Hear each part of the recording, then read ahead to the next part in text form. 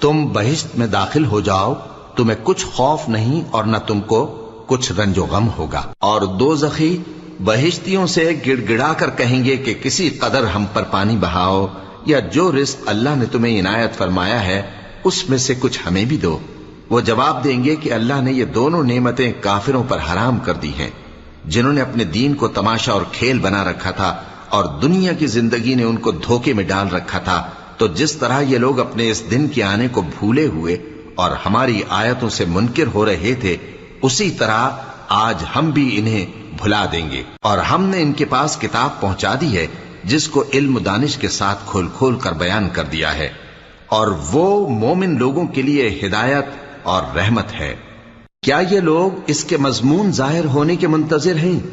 جس دن اس کا مضمون ظاہر ہو جائے گا تو جو لوگ اس کو پہلے سے بھولے ہوئے ہوں گے وہ بول اٹھیں گے